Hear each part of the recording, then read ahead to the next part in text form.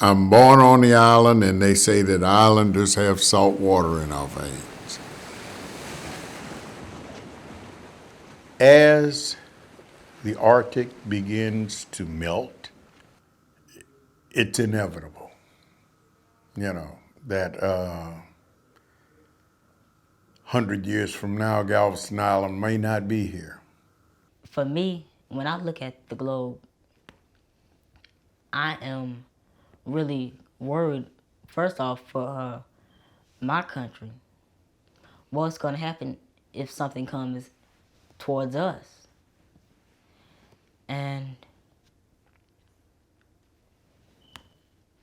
how we're going to make it through it, how we're going to survive. We don't know the answer to that. So I'm just lost. 75% of the island was flooded. My house sits 3 feet up off of the ground. I got probably a foot, almost a foot of water inside my house. You can see it leaving. The birds start flying again. The sun came out. You know, the water had resided. The water was ground level. It had resided from 12, 13 feet. It was ground level then. During Ike, a little bit after the main part of the storm had hit and was on the news, I called my neighbor that lives behind me because he had said he wasn't going anywhere. So I called Lionel, and my cell phone worked and his phone worked. So I said, well, Lionel, look out your back door, man. Tell me what's going on. He said, man, it's water everywhere. So he went to his back door and he looked out. He said, the hood of your truck is underwater. Back in the 80s when the hurricanes came, you could tell the difference in the environment now. Because back in the 80s, you may have got like 4, 5 foot of water. We can walk after the storm, we can walk out. Most people had 3 foot of plywood taken out of their places. Everywhere you would go in town, every house, every business, you'll ride by, you'll see where they had cut out like 3 foot of plywood. I guess they were, reconstructing.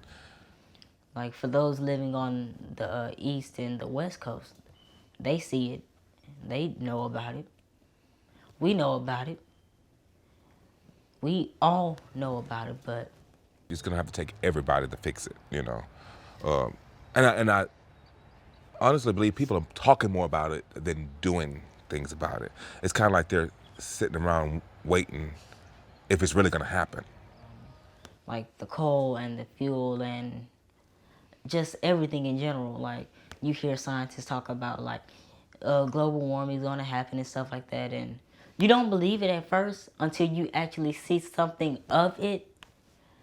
And I'm just worried for my generation coming up because we only have God knows how much time left on here, and with everything that's going on, I don't want the earth to be in danger of like water rising up and over topping and covering us up over the land, and what do we do? So I'm just worried to death about what's going to happen in the near future concerning the whole earth. The warnings that are being given will at some point hit on ears that understand, who are in a powerful enough position to do something about it, which means emissions in cars, the oil refinery,